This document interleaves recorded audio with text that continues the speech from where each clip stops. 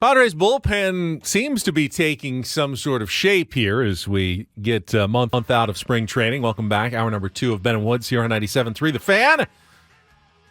Last night, it was reported, and I think John Heyman had some of the news, that the Padres are close, nearing a deal with right-handed reliever from the KBO, Korean Baseball Organization, same place where Ha-Seong Kim played, with Woo Suk Go, right-handed pitcher who was a closer, had a 2.39 ERA since the start of the 2019 season, and figures to occupy a late inning role for the Padres alongside, of course, their other overseas signing, Yuki Matsui, from over the break. So 2 Asian imports into the Padres bullpen, one right-handed, one left-handed, to make up for the loss of Josh Hader and some of the other pieces that they no longer have in the pen this year. Now, it's not official. We have not seen any word from the San Diego Padres on this signing.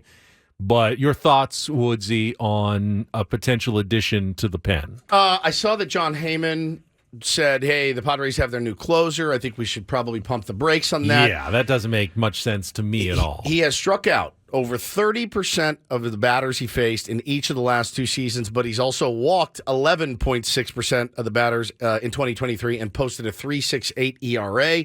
Now, listen, he's got a low 90s cutter. He's got touches, I think he sits 95 on the fastball, but has ramped it up to 96, 97, which is fantastic. I mean, comes in, he's deceptive. He looks nasty. I watched the video of him.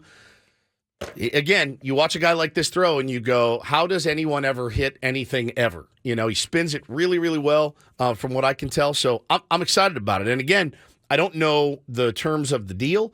I saw weird kind of tweets, and I wasn't sure if they were accurate or not. I saw a 1-year deal. I'm like, well, that doesn't sound like us for sure. But it's interesting over there, too, because they have to pay 20% of his contract value to his team, the LG Twins. Teams owe 20% if the contract is less than $25 million.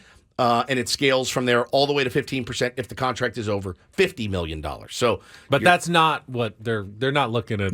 That big time of not deal. That big time of deal with Go. But he's 25 years old. Yeah, younger than Matsui. Yep, 25 years old, and again, bullpen piece at this point, and again, a diamond in the rough potentially, a guy that you went out and I didn't know about him until yesterday.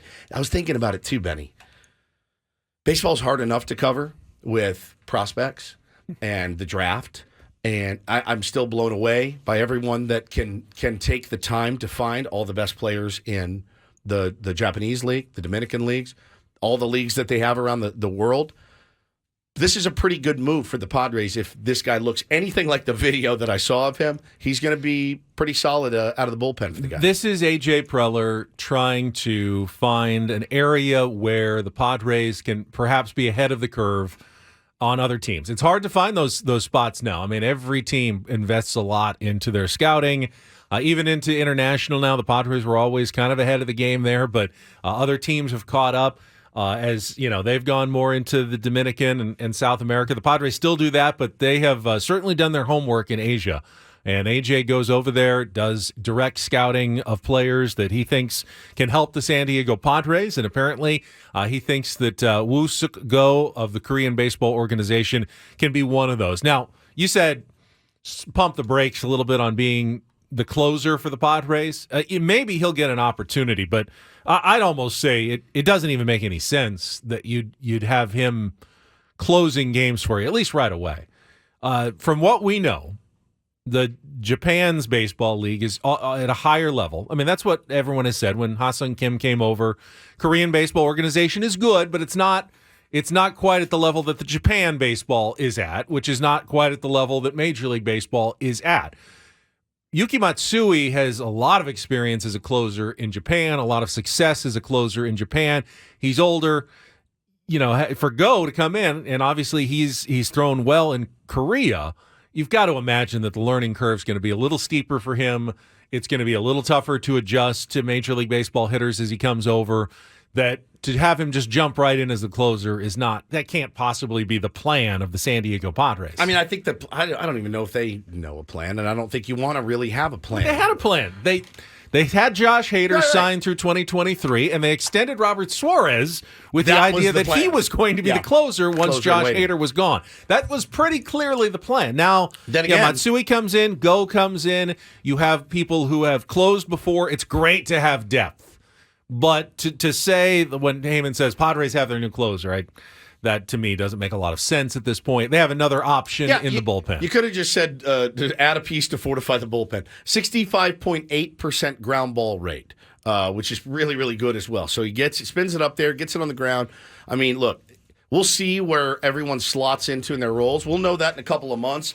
When we're out at spring training, too, talking to A.J. Preller about what he envisions for his bullpen, Mike Schilt, of course, as well. But you keep adding weapons, value weapons, guys that you find, guys that maybe other people weren't in on. You still are really hoping, if you're a Padres fan right now, Benny, you're hoping that A.J. Preller has identified 2 or 3 Waka Lugo types to go after and land at least one of them, if not 2.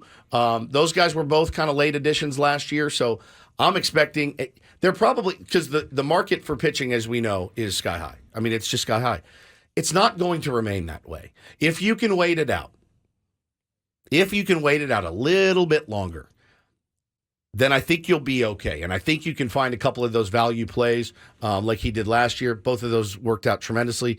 Again, we're all going to sit here and lament Michael Waka at $16 million. I worry now that Lucas Giolito's going for $19 million per.